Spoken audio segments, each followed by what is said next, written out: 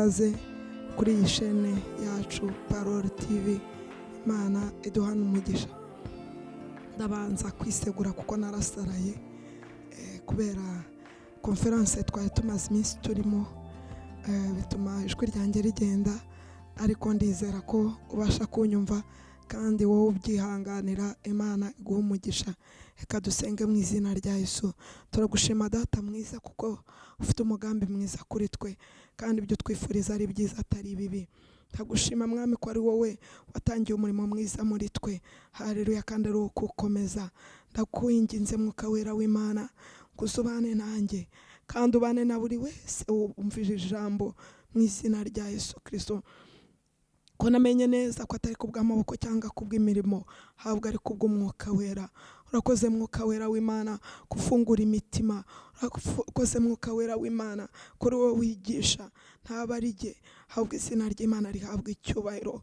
Urakoze gufasha buri wese ugiye kumva, kandi gufasha buri wese uri kunyura mu bibazo bitari bimwe. Mwuka Wera w'Imana wavuze kuzabana natwe, ukatwigisha mu kuri kose, ukenda ku bya Data ukaba ari byo uduha. Ndasengeye buri mudamu ufite ikibazo, ufite umusozi ari kugenda, ufite Mwami ubutayu ari kwambuka, kugira ngo umwereke ukuboko kwawe mu izina rya Yesu Kristo. Umudamu wapfushije, umudamu ureba ibyo akabona ko nta buzima bigifite, mu izina rya Yesu Kristo ndatabaza ijuru ngo rimutabare. Umudamu ubona ko ekonomi ye yapfuye ndetse nta buzima igifite, umudamu urugo rwe rugaragara nkaho rwapfuye, Mwami Imana ndasenga kugira ngo umusure, umwereke kugira neza kwawe. Umudamu abana be bagaragara nkaho bapfuye kubera ikibazo bafite, mu izina rya Yesu Kristo ubasure Mana, kuko uri Imana ibera hose icyarimwe, kandi nawe wakwiringiye uzakorwa n'isoni. Ngo imigunzu y'intare ibasha gukena no gusonza, ariko abakwiringira bazaba amahoro masa. Mwami ndasenga ngo utabare buri wese Mana, ugutabaje mu izina rya Yesu Kristo. Hari uri mu gihugu cye, hari uri mu mahanga, hari uri muri Finland, hari uri Burayi, hari uri muri Amerika. Mana yanjye ndasenga ngo buri wese abone gutabarwa guturuka mu ijuru. Haleluya, kuko uri umutabazi wacu. Umusalmista arabivuga ngo nduburira amaso yanjye ku musozi, ngo kuko gutabarwa kwanjye ntandi kwaturuka uretse ku Uwiteka waremye ijuru n'isi. Mwami Imana yanjye ndasenga Mana ngo urugo ruriho rubona ko byarangiye, urugo ruriho rubona ko Mwami nta bwumvikane buri kuboneka mu rugo. Ndakwinginze Mwami, nkuko wagiye ugakora igitangaza i Kanani, mu bukwe bw'i Kanani Mwami, ndasenga ngo ugende ukora igitangaza muri buri rugo Mana, mu bagutabaje ubwo bwumvikane buke bwabaye. Ndakwinginze ngo wongere uzure, wongere utanga icyanga mu rugo, wongere utanga impumuro nziza mu rugo mu izina rya Yesu Kristo. Ubwo bigaragara nkaho byabaye nk'amazi atagira icyanga, ariko ndasenga Mwami ngo uhindure bibe divayi, kugira ngo haboneke ubwumvikane mu izina rya Yesu. Urakoze, uri Imana ibikora, uri Imana y'igitangaza, uri Imana y'amaboko. Narakubonye Mana, ntago nkubarirwa, nabonye imirimo yawe. Nicyo gituma nsengera buri mudamu ufite kifuzo Mwami, kugira ngo umwereke ukuboko kwawe. Umukobwa ukeneye umugabo, kuko wavuze ngo si byiza ko umuntu aba wenyine. Ndasenga Mwami Imana ko ngo abo ngabo basure mu izina rya Yesu Kristo. Ndasengera imfubyi n'abapfakazi ngo bibuke kuri Imana, uri Imana y'ubushobozi kandi uri Imana y'ubutware. Ndasengera abapfakazi ngo bagirire neza Mwami Imana, kuko ubishoboye nta kikunanira. Urakoze Data, urakoze ko ukora imirimo n'ibitangaza, kandi ukora ibirenze ibyo nibwira n'ibyo nsaba, kuko uri Imana. Senze nizeye mu izina rya Yesu. Amen, amen, amen. Imana iduhana umugisha rero. Haleluya, icyubahiro kibi cy'Imana. Turakomeje tuganira ijambo ry'Imana. Nagira ngo nkubwire ngo Imana ifite umugambi mwiza kuri wowe, kandi ibyo twifuriza ni byiza si bibi. Ntago ireba kuri situwasiyo yawe, ntiri kureba ku kibazo urimo, kuko ni Imana ishobora byose. Nuyiringira irakwereka kugira neza kwayo. Hari benshi batubanjirije bagiye bahura n'ingamba, bagiye bahura n'ibibazo bitari bimwe, ariko kubwo kwiringira Imana, Imana igenda ibatambutsa. Twavuze benshi, twavuze kuri Hana wari ufite ikigeragezo cya mukeba we, ariko kubwo gushaka Imana, kubwo kureka imihango n'imigenzo ajya gushaka Imana, Imana imwereka kugira neza kwayo. Twavuze ku mudamu w'Ishunemu, kubwo kugira neza, kubwo kwita ku bandi, kubwo kwikorera ibibazo by'abandi, kubwo gufasha abandi, Imana iza kumutabara imuha umwana. Ubwo yarageze mu zabukuru yarabuze urubyaro, kandi ubwo umwana yapfuye yongera kumugarura ubuzima. Kubwo iki? Kubwo gukunda umurimo w'Imana, kubwo gufasha abandi, Imana nawe iramufasha. Haleluya. Twaje kuvuga kandi kuri identite, uko uwo mudamu yerekanaga identite ye, yerekanaga mbese imirimo ye, yerekanaga uwo ari we akurikije imirimo akora. Imirimo akora rero yerekanaga uwo ari we. Niyo mpamvu dusenga mu izina rya Yesu ngo tube abadamu berekana imirimo y'Imana, aho tugenda mu byo dukora ku kazi, ntitukagira imvugo nk'iz'abapagani, ahubwo tugira imvugo nk'iz'abana b'Imana. Bibaye ngombwa niba tudafite ijambo ry'Imana cyangwa tudafite icyo kuvuga cyiza, duceceke, kandi izina ry'Imana rihabwa icyubahiro. Ntitube ba bantu bapfa kuvuga, bapfa guhubuka, bapfa gukora kuko abandi bakoze gutya nanjye ndagomba gukora gutyo. Ahubwo tugomba kuba umunyu, kandi tugomba kuba umucyo umurikira abari mu mwijima. We mudamu wamenye Imana, reka ibyo ukora byerekana Imana mu izina rya Yesu. Abakubonye bavuge bati mwihanganye nguriya. Haleluya. Nagiye numva abadamu bihanganye, ngiye numva abakobwa bihanganye, kandi ku ndunduro Uwiteka akabagirira neza. Abantu nibajya bakubona bavuga bati ibyishimo araje. Nguriya byishimo si uko udafite ibibazo, si uko udafite ibyakubabaza, ariko abantu nibakubona babone ko identite yawe ari ibyishimo, ugenda hejuru y'ikibazo mu izina rya Yesu. Abantu bakubone bati nguriya rukundo araje. Haleluya. Nibakubona babone kuri umunyarukundo, bavuge bati nguriya munyempuhwe araje, nguriya munyembabazi araje. Haleluya. Tuba abantu bakunda abandi kandi bitangira abandi, tutitaye ko ibibazo biriho, ahubwo ko Uwiteka mu kugira neza abandi nawe ajya tugirira neza, icyubahiro kikaba icy'Imana. Haleluya. Ndibuka igihe kimwe nari nagiye, twagiye mu Bufaransa, nuko sinzi iduka twari tugiyemo, nuko haza umudamu wari ubabaye, wari ufite ibisebe ku mubiri, yarababaye rwose, mbona akababaye, aza gusabiriza. Nuko iryo duka rero uwo mudamu yarasanzwe arizamo kenshi. Noneho uwo mudamu rero yarazaga, we ntakubaze ngo uramufasha, ahubwo akagenda agafata ibicuruzwa ibyo akeneye, noneho akaza kuri kasani hariya bishyurira, noneho akabwira umuntu wageze ngo namwishyurire. Nuko uwo mudamu rero aza, ndi hafi kugeraho, noneho ahageze abandi bacuruza nyine baravuga bati mumwihorere, niko ameze buri gihe. Mbese bari baramumenyereye. Hari igihe ibibazo bikurenga, abantu bakakumenya, bakakumenyera, bakavuga aho unyuze bakabona kuri umunyabibazo. Nawe mudamu nabo bari bamuzi. Nuko rero nari mageze kuri kasane nyine aho umuntu yishyurira, abwira uwa mbere ngo namwishyure, uwa mbere aranga. Ubwo mba ari njye ugezeho, kandi abacuruza bari bavuze ngo tumwihorere. Ndeba se ndumvira abo bacuruzi cyangwa se ndakora iki ijambo ry'Imana rimbwira ko ngomba kugira impuhwe, ko ngomba kugira ubuntu. Uwo mudamu abarageze, ndamubwira nti ndakwishyurira mada, shyiraho ibintu byawe mbyishyure. Nta nubwo byari bihenze, yari yafashe ibintu bitarengeje €15, wenda mu manyarwanda ni $15,000. Nuko ndamwishyurira, ndangije nari nafite andi mafaranga makeya, dore muri ibi bihugu umuntu agenda yishyurisha ikarita, ntago ari kenshi umuntu aba afite amafaranga mu ntoki. Nuko aya mafaranga makeya sinibuka yarangahe, ariko nayo ntago yarageze ku 10, ntago yarageze ku $10,000. Ndayamuhereza, mbona ukuntu uwo mudamu asetse, mbona ukuntu anezerewe. Ndavuga ni Mwami, iyi nseko nta nubwo nzayibagirwa, kandi iyi nseko ndizera ko hari inzugi ifunguriye nanjye, mu izina rya Yesu. Rero mwene data nagira ngo mbabwire ko ijambo ry'Imana niryo ribivuga ngo iyo tugiriye neza abandi tuba tugurije Imana. Icyo nifuza nuko kuzuzaho Imana imyenda mu izina rya Yesu. Wenda wewe wavuga uti nge nta mafaranga afite, ufite igihe, ufite ubwenge. Buri muntu wese waje mu isi Imana ifite icyo yamuhaye yagirira yafasha abandi. Ufite ikintu wafasha abandi utirebyeho gusa ukajya uvuga uti Imana mbishyira mu nzira yanjye abantu mfasha, ukiyiga ukamenya ibyo ushoboye. Icyo gihe Imana iguha ishyira mu nzira yawe abo uzafasha, kandi nawe igafungura inzira zawe. Ni ukuvuga ngo mu mirimo dukora bifite ibyo bidukingurira.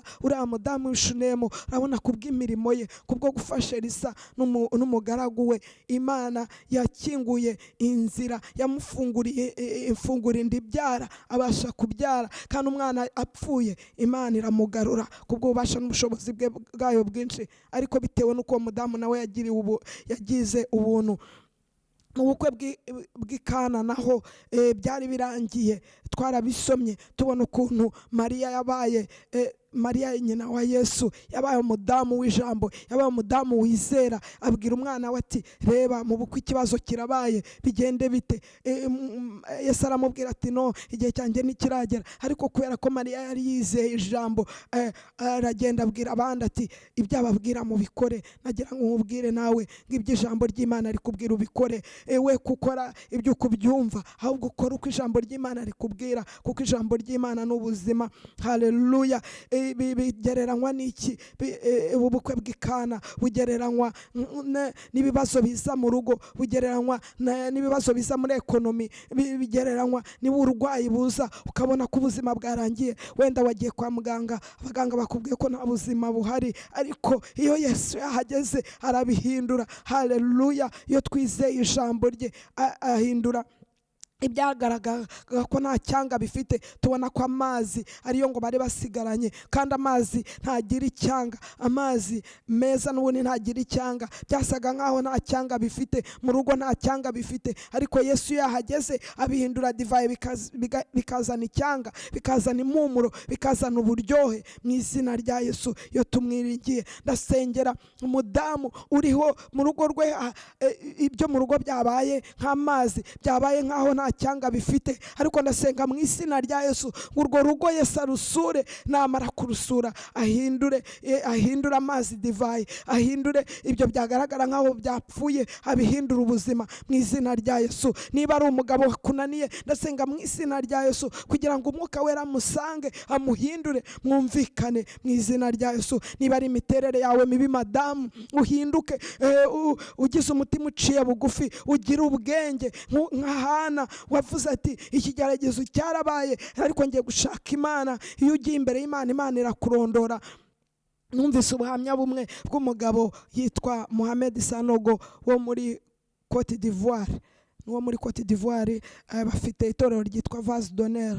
Niba wumva igifaransa wazabireba kuri YouTube. Sinzi titre ya témoignage sinyizi, ariko icyo numvise kimwe n'ukuntu ajya kumenyana n'umudamu we.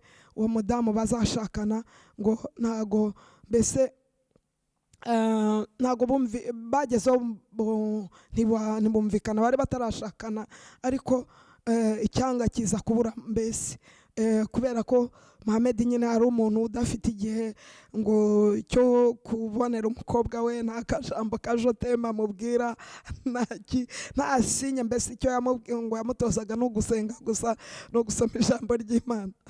Abantu buzura rero ntago ari ugusenga gusa no kumva ijambo ry'Imana no kwiriza ubusa, bakeneye no kumva akajambo kajoteme. Kandi si abagiye kuzura gusa, no mu ngo nabwo biba bikenewe ko madamu ubwira umugabo wawe akajambo k'urukundo, kandi umugabo akakubwira akajambo k'urukundo, kugira ngo mubashe kurushaho kuvomerera urukundo rwanyu rubashe kuramba.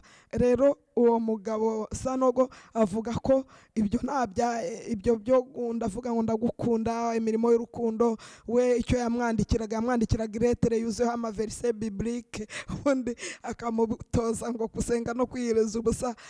Umukobwa bigeze aho rero aravuga ati no, ntabwo ibi ngibi ari byo nshaka, ntuka ntabwo ari byo naremewe. nuko umukobwa rero amusezeraho. Ubwo Sanogo rero yavugaga ko icyo gihe yibajije ati bishoboka bite ko naba naribeshye, none se umukobwa nigisha gusenga no kwiriza ubusa, nigisha gusoma Bibiliya buri gihe mwandikira amaverse yo muri Bibiliya ngo ayafate mu mutwe, nuko ariko icyanga kirabura nyine. Nuko ariko igihe kimwe ajya gusenga, Imana iramubwira iti ni wowe ugomba guhinduka. Avuga ati ngiye ngomba guhinduka n'Imana ko nakwizeye ko ndi umukristo, ku gihe cyanjye mba nagiye muri evangelization, ku gihe cyanjye mba nsenga, ni gute ngomba guhinduka? Imana yamubwira ati hinduka ushaka ijambo ry'urukundo ubwira umukobwa atari ibyo ngibyo by'amaverse biblique gusa.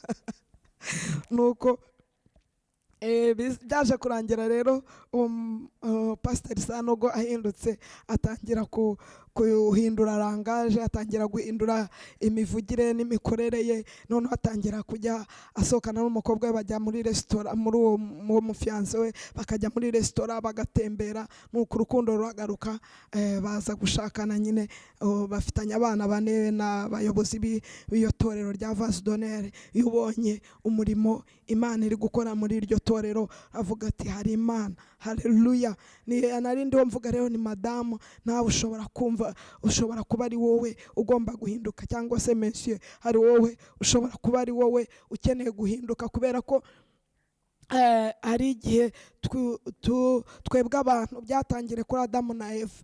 Ubwo Adamu yavugaga ati Mana, ubwo yamaraga gukora icyaha, Imana ikamubwira ati nibiki wakoze? Adamu aravuga ati none wa mugore wamaye ntago ari njyewe, ahubwo n'amakosa yawe n'umugore wamaye. Babajije umugore, se mugore wowe byagenze bite? Ati reka da, ati ntabwo ari njyewe ahubwo ni inzoka. Rero ibyatangiriye icyo gihe usanga twebwe buri gihe dushaka kubona amakosa ku bandi, ahubwo tukirengagiza ko amakosa ashobora kutubaho. Niyo mpamvu ngira inama umudamu ngo ube umunyabwenge, ufata igihe nubona bitagenda neza mu rugo, ugende wisuzume, urebe niba atari wowe wagombye guhinduka. Kubera ko ari ikintu nabonye muri ubu buzima, umuntu nubona umuntu abaye umwarukoriste, ukabona abaye umusambanyi, cyangwa se ukabona abaye ikingiki kidasanzwe, ntago ari uko we ashaka kumera ko, ahubwo hari ikintu kiba cyabimuteye. Niyo mpamvu rero tugomba mbere yo kujya kujija guca imanza ngo umugabo wanjye ntashobotse nagize gute, ahubwo ubanze wisuzume nawe, uyu mugabo yahindutse kubera iki? Umugabo yitwara gutya kubera iki? Ese uyu mugore kubera iki yitwara gute? Ese nta ruhare mbifitemo? Ese kuki umwana wanjye yanani? Kubera iki umwana wanjye atanyumvira? Aho nta ruhare mbifitemo. Wige wisuzume, kandi umara kubimenya uzabishakira umuti. Imana iduha umugisha. Iyo ikibazo cyagaragaye rero, abanyarwanda bavuga ngo iyo ibuye ryagaragaye ntiribarikisha isuka, no kuvuga ngo iyo umaze kuribona ubundi wiga uburyo ki bwo kurirandura ridakomerekeje isuka. Natwe rero twisuzumye tukareba ibibazo ikibitera, n'ubundi tubasha kubikemura, izina ry'Imana rigahabwa icyubahiro. Nta mpamvu rero yo kugira ngo ducire imanza bariya abantu tubona ubuzima bwakubise, tubona abantu bagiye mu bintu bidasanzwe. Nta muntu n'umwe unezezwa no kuba umusinzi, nta n'umwe unezezwa no kuba umusambanyi, nta n'umwe unezezwa no kuba umujura. Hari ikibazo kiba cyarabaye, turamutse dushatse kumenya icyo kibazo, n'ubundi dushobora kugikemura, kandi Imana ikaduha umugisha, kandi ikaduha ubwenge bwo kumenya ikibazo kiri guterwa n'iki. Rero ahangaha intego yanjye muri make ni ukuvuga ngo dushake ikibazo aho kiri, kandi tugishakire igisubizo, kandi ikindi tube pozitifu mu byo dukora, twe kureba ku bibazo gusa, ahubwo turebe umuti w'igisubizo cy'ibi kibazo kiriho, kuko ikibazo cyose kiriho kiri hano mu isi gifite igisubizo. Fasha rero nanjye ngufashe, dushakire umuti w'ibibazo duhura nabyo muri iyi si, kandi Imana izatugirira neza, icyubahiro kibi cyayo none n'iteka ryose. nagiye muri uyu murimo dukora muri minisiteri, Imana igenda imfungurira imiryango kandi ikamuza n'abantu, ariko kandi si njye ukemura ibibazo by'abantu, ahubwo n'Uwiteka ubikemura. Kandi nzi neza ko yatangiye umurimo mwiza muri twebwe, izanawukomeza, kuko si kubw'amaboko yacu, si kubw'imbaraga zacu, ahubwo niyo ibikorera muri twe. Mu izina ryayo rigahabwa icyubahiro. Nagiye mbaho ubuhamya bwinshi bw'ukuntu Imana yagiye ikemurira bamwe, ibohora bamwe. Umudamu umwe arambwira, mbona aje gusenga, ndagenda ndamwegera. Burya bene data ntitujya tubona abantu ntitugahite twihutira kubacira imanza. Afite za tatuwaje umubiri we wose, ndagenda ndamwegera, ndamuganiriza, turaganira, musaba randevu tuzajyane gusangira. Turagenda turasangira, nuko turangije genda nganira nawe, ambwira ibibazo ko atigeze abona urukundo rw'ababyeyi. Menya ko ikibazo cyatangiye kera, ntiyigeze abona urukundo rw'ababyeyi, ku ishuri ntibigeze bamuha agaciro. Ibyo ngibyo bituma yiyanga, yishyiraho amatatuwaje, umubiri we amatwara tobora ibintu binini cyane. Umubiri we aragenda arapfumagura, arangije ajya muri alukoro, akajya anywa inzoga, aba mbese umwarukoholiste.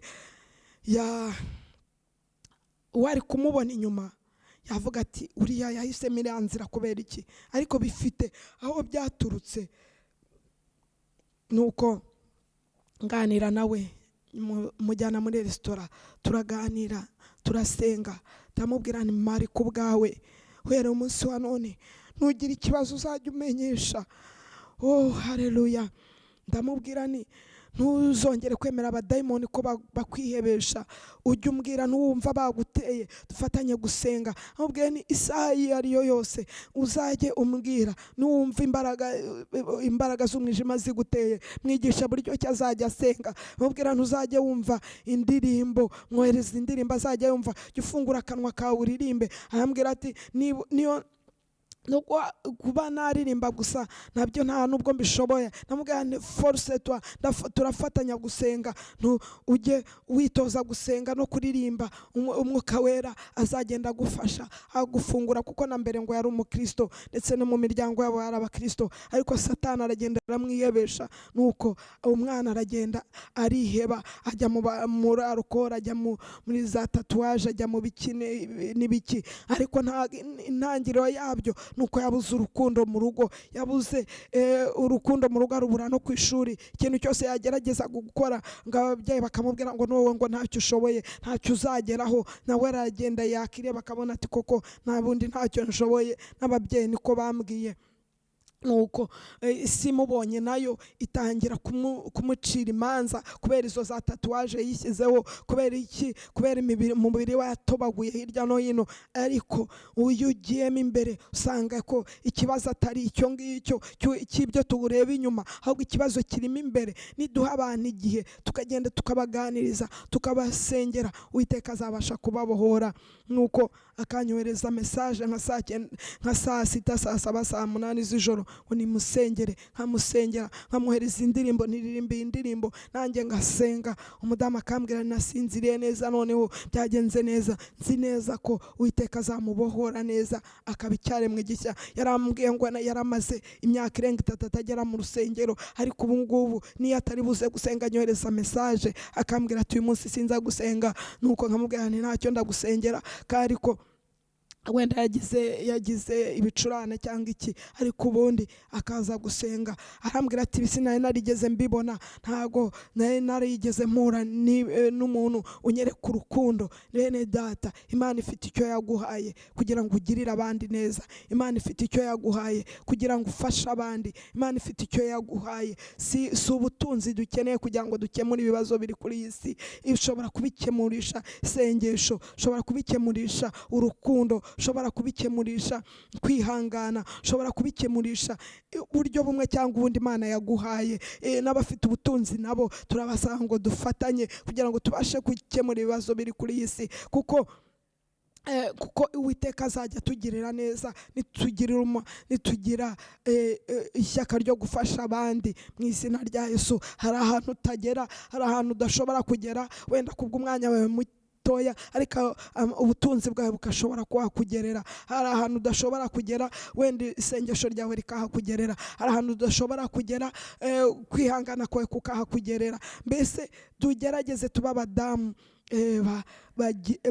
bikorera imitwaro y'abandi mu izina rya Yesu. Hari umuntu umwe ngira ngo mvugeho gatoya mbere yuko ndangiza, kandi Imana iduhana umugisha. Ntago ari umudamu marezoma, sinzi niba ari marezoma kubera ko iyi minisiteri ari y'abadamu, ariko ni umugabo n'umuhungu, ariko ntibanavuga izina rye. Turamusanga muri Samuel wa mbere ibice 16. Ni umugabo n'umuhungu, bavuga ko ari umuhungu ariko ntibavuga izina rye. Rero ndagira ngo tumuvugeho gatoya. Ni umuntu wamfashije, ni umuntu wabaye positifu, ni umuntu mu byo yakoraga yagiye aba positifu. Reka dusome rero muri Samuel wa mbere ibice 16 umurongo wa 18. Haravuga ngo umuhungu umwe aramusubiza ati, nabonye umuhungu wa Yesayi w'i Betelehemu, ni umucuranzi w'umuhanga, ni umugabo w'imbaraga, ni intwari, ni umurwanyi, aritonda mu byo avuga, ni umuntu w'igikundiro, kandi Uwiteka ari kumwe nawe. Amen. Reka tubisubiremo. Umuhungu umwe ku murongo wa 18, Samuel wa mbere ibice 16 umurongo wa 18, avuga ngo umuhungu umwe aramusubiza ati, nabonye, harimo kubona. Umuhungu umwe wa Yesayi, avuze identite, avuze mbese inkomoko y'uwo muhungu. Yesayi wa hehe? w'i Betelehemu. Ni umucuranzi, urumva identite, azi gucuranga. Iya kabiri ni umuhanga. Iya gatatu ni umugabo w'imbaraga, kandi ni umugabo w'intwari, kandi ni umurwanyi. Ikindi, aritonda mu byo avuga. Haleluya. Ni umuntu w'igikundiro, kandi Uwiteka ari kumwe nawe. Imana itugire neza. Turabivugaho gakeya, tuzanabikomeza ubutaha. Uyu ni umuhungu wari umusirikare, niko nibwira, wo mu ngabo za Sawuli.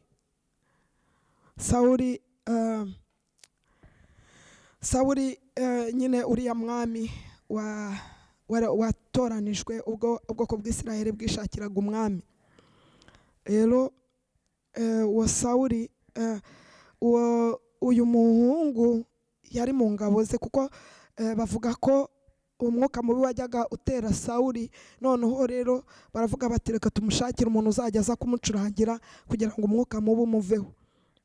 Noneho umwe mu bakozi rero, mu basirikare niko nibwira, bo muri izo ngabo, aravuga ati, rero ubwo mushaka umuntu, hari umuntu umwe nabonye, yari umuhungu witegereza bene data, yari umuhungu positifu, yari umuhungu ureba ibyiza utareba ku bibi, kuko ibya byose uyu muhungu yavugaga ni Dawidi. Yari yaramwitegereje, areba ubuhanga bwe, abona uburyo ari umurwanyi, uburyo ari umucuranzi, uburyo ari umuhungu w'igikundiro, kandi Uwiteka ari kumwe nawe, aramwoserefa. Ntabwo tubona ko yigeze amupresenta nk'umuhungu ufite izindi ufite ibintu negatifu, donc ukora ibindi bintu negatifu. Ibyo byose nta muntu n'umwe kuri iyi si wakora ibyiza gusa, ariko tubona ko uyu muhungu ntago yarebaga ibibi, ahubwo yarebaga ibyiza. Mu kureba ibyiza bye rero, yaragiye yitegereza Dawidi ngo mwene Yesayi w'i Betelehemu. Nuko aravuga ngo ni umucuranzi d'abord, kandi w'umuhanga. Amena. Haleluya. Turasenga mu izina rya Yesu ngo ibintu dukora tubikoremo, tuba abahanga, tubikorere ubushakashatsi, tubyige, tubimenye, kugira ngo tube abahanga mu byo dukora. Haleluya.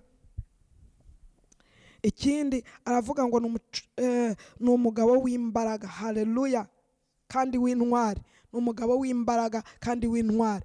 Uwo ni Dawidi yari ari havuga, aramubwira ati, uyu mugabo ni intwari kandi ni umunyembaraga. Izina ry'Imana rihabwa icyubahiro. Aramwitegereza, ari umuhungu uzi kobserva, uzi kwitegereza, akareba situation, akiga umuntu, akamumenya. Mu izina rya Yesu ndasenga ngo muri iyi ministeri natwe tube habamo abakobwa n'abadamu bitegereza abandi, babafasha kugira ngo bamenye abari bo. Izina ry'Imana rihabwa icyubahiro. Hari abantu batamenya abo bari bo, ushobora kwitegereza ukabafasha kwidekuvura, kumenya abo bari bo, kandi Imana izajya ikuyobora. Rero uyu muhungu nawe yari yitegereje Dawidi kandi amutangira ubuhamya. Cyama muri iyi ministeri tukabona abadamu batangira abandi ubuhamya bwiza, batareba ibibi abandi bakora gusa, ahubwo bakareba ibyiza. Niga primaire hari niba byari umugani, hari abana niba byari bikeri sinibuka neza, ngo byatoraga umwana w'umwami, ngira ngo simbyibuka neza, ariko icyo nibuka nuko byagiye ngo biramurega, bijya kumurega ngo niba ubyibuka unyandikire nzabisome neza, nzabivuga ubutaha mbisobanure neza. Noneho byaramutoye uwo mwana w'umwami, rero byose bimuvuga nabi, ibyo yakoze, ibibi yakoze. Noneho uwo bari bagiye kuregera ababwira ngo ariko ngo umuntu nta cyiza na kimwe yakoze, amubwira ngo icyiza yaragikoze. Noneho ibyo byiza yakoze nabyo barabivuga. Uwo muntu rero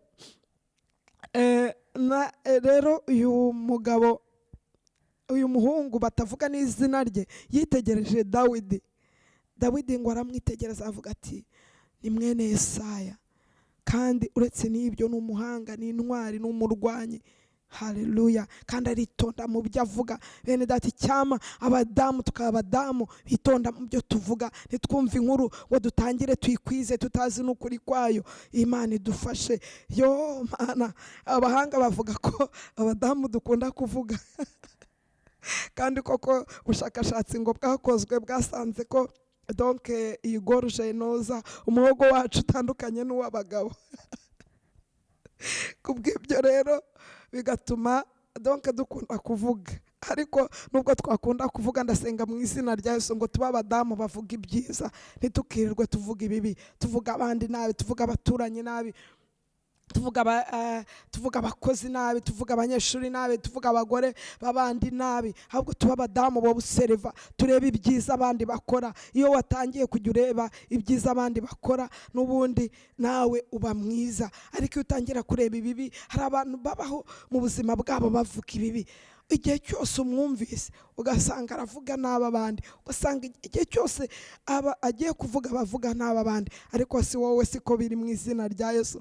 Muri iyi ministeri turi abadamu bazajya bitonda mu byo bavuga. Imana itugire neza. Kandi turi abanyambaraga, turi intwari. So kuvuga kuba intwari ngo nukuba umusirikare, kuba intwari nukuba uri intwari mu rugo rwawe, cyangwa uri intwari mu bavandimwe bawe, uri intwari mu kazi kawe, ibyo ukora ukabikora neza, abandi bakubona bakavuga bati ubwo kanaka aje ku kazi tuzi ko ari bugakore neza, ubwo kanaka ari mu rugo tuzi ko turi busange mu rugo bimeze neza, ubwo kanaka ku ishuri tuzi ko aziga agatahana amanota meza. Kuba intwari rero ntabwo ari ku rugamba fizike gusa, ahubwo ni ku rugamba rw'ibyo dukora.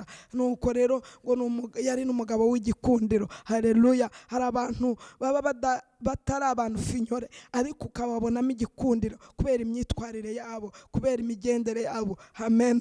Hari umuntu umwe twiganaga, ntabwo mvuga niba yari mu Rwanda cyangwa yari mu mahanga kugira ngo bamwe batabitekerezaho, ariko yari umuntu abandi bose babona bakavuga ngo ntafite ubwiza bw'umubiri, ariko yari umuntu w'igikundiro. Abantu bose bamubona bakavuga bati uriya mugore yagize neza. Ariko akimubona bwa mbere avugaga bati uriya yamushatse ate koko. Ariko kubera ubugwaneza bwe, kubera urukundo rwe, kubera kwihangana rwe, kubera ko yari umuntu witanga, abamwegereye babashije kumara akanya nawe bakabona ko ari umuntu w'igikundiro. Haleluya. Kubera imyitwarire ye. Amen. Ndasenga mu izina rya Yesu ngo tuba abadamu bagira igikundiro. Memu nubwo umubiri waba utagaragaza ko turaba igikundiro cyane, ariko kubw'imirimo yacu myiza ishobora kutwambika igikundiro. Haleluya. Imana itugirire neza. Uwo rero yatangiye ubuhamya Dawidi aravuga ati kandi Uwiteka ari kumwe nawe. Imana itugirire neza. Uwiteka iyo ari kumwe natwe ntago tuvuga abandi nabi. Iyo Uwiteka ari kumwe natwe tugira igihe cyo kubana nawe, tugira igihe cyo gusenga no kumva ijambo ry'Imana no kwitangira abandi. Iyo Uwiteka ari kumwe natwe ibyo dukora biramunezeza kandi bikagira n'umumaro abandi. Mu izina rya Yesu Kristo tuberera abadamu bafite Uwiteka ari kumwe natwe, abatubona bavuge bati uriya mudamu Uwiteka aba muri we. Haleluya. Uriya mudamu nubwo adafite ubutunzi bwinshi ariko Uwiteka ari muri we. Utwo afite atugendamo neza. Haleluya. Utwo afite ntaturya wenyine, utwo afite yitangira abandi, asengera abandi, afata igihe cyo gusengera abandi. Yabonye ibibazo by'umuturanyi we ntago yirirwa bikwirakwiza, ahubwo agenda akamugira inama cyangwa se akamusengera, cyangwa se utwo afite akatumufashisha niba bishoboka. Ariko ntawe umudamu wirirwa ukwiza inkuru mbi, wirirwa utegereje ngo umuturanyi we afite ikibazo runaka, unezezwa nuko abandi bafite ibibazo. Mu izina rya Yesu, muri iyi ministeri niba ari nako wari umeze, iyi ministeri izagufasha, kuko twebwe tuzajya twitoza kubaha Imana, twitoza gukora ibyiza, tureba ibyiza ku bandi. Uyu muhungu ngo yaritegereje Dawidi, aramwitegereza amutangira ubuhamya. Natwe tujye tuba abantu bitegereza abandi, tubatangira ubuhamya, kuko buri muntu wese afite kote negatifu na kote pozitifu. Ufite ibintu byiza ukora, ufite n'ibindi ufite intege nkeya, ariko tuba abantu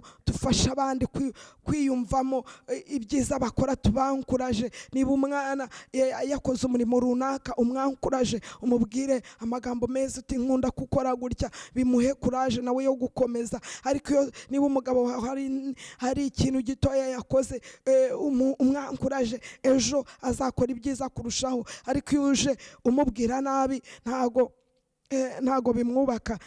Nanjye ntago ndi umuntu wabonaga ibyiza gusa.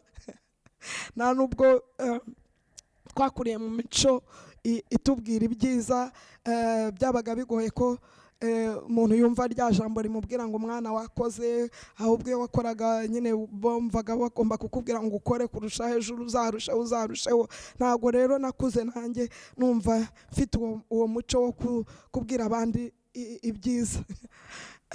Ubwo rero umwana umwe mu rugo, umwana umwe yaranyitegereje. Nabaga ndi wa muntu, niba ugeze mu rugo ukumva wenda ibiryo byashiririye, ugifungura umuryango ugahita winjira uvuga kubera iki mwashiririje ibiki n'ibiki, ntiwibuke utaranareba ngo umenye ikinuza mu rugo ibindi byahabaye, niba batakoze ibindi, niba atari nyine byashiririye bari gukora ibindi. Nuko rero umwana umwe arampugura, arambwira ati mama rero ntuzajya uza mu rugo ntugahite uhera ku byo uhereye ku muryango. Niba tutakoze isuku aho ngaho winjiriye, si ukuvuga ko tutakoze ibindi. Barantoza kandi koko nsanga nibyo. Ubwo nakwinjira nakumva wenda bashiririje, nkahita mvuga kuki mwashiririje. Nagera imbere nkabona ko bakoze isuku neza mu rugo, nkavuga mwakoze isuku. Avuga bati wamaze kubyica deja, wamaze kutubwira ko twashiririje. Iyo ubanza ukabanza ukageramo imbere ukamenya n'ibindi twakoze, ntuhere kuri negatifu. Ibyo rero byagiye binyigisha nanjye ubu ndi umuntu ureba ibyiza. Ntago si ukuvuga ko ibibi nashobora kubibona, ariko iyo mbibonye mugura umuntu. Ariko sindi wa muntu ureba ibibi abantu bakoze, ahubwo ni konsantara ku byiza umuntu ashoboye. Nawe rero ndakugira iyo nama, mwene data, wowe ukurikirana iyi video, wowe wiyandikishije kugira ngo izi video zacu zizajye zikugeraho, nzi neza ko zitazagusiga uko wari uri. Nanjye hari aho navuye kandi hari ahandi nshaka kugera, sindahagera ariko ndi mu nzira. Nawe ndagira ngo ufashe rero. Ndabizi neza cyane cyane abaturuka muri biriya bihugu byacu ntago ari amagambo dukunze kumva kureba ibyiza, tubone ibibi nabyo twumva kenshi. Ariko umudamu uzi ubwenge ntago agira imvugo nziza mu byo avuga, kandi ntarebe ibibi gusa, ntarebe ku bibi umutware wakora gusa, ahubwo akareba n'ibyiza ashoboye, akagerageza kumwankuraja, cyangwa se abana, cyangwa se abaturanyi, cyangwa se abubereye bene wabo, ubumudamu, ubumukobwa, wiga kwitoza, witoza ibyiza. Umwe niwe narindiho ndimo mbaganiriza, yari ari hafi gushaka ariko mfite inyigisho z'abadamu, arambwira ati ngiye ibyo n'ibindeba birareba bashatse, ariko nshaka kumubwira nti no, ahubwo ni we wa mbere bireba kurusha abandi.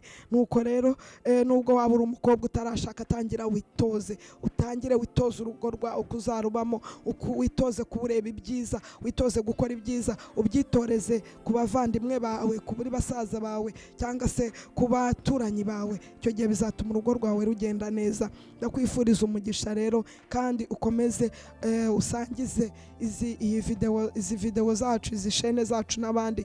Nizera nashidikanya ko Imana izaduhana umugisha, kandi yatangiye n'izakomeza izaga umugisha. Nanjye wuma, twese dufatanyeze hamwe kwiyubaka kandi twubaka ubwami bw'Imana, dufasha abagenzi bacu kubarebaho ibyiza, kandi Imana izajya iduha umugisha.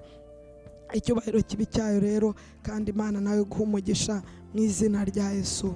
Amen, amen, amen.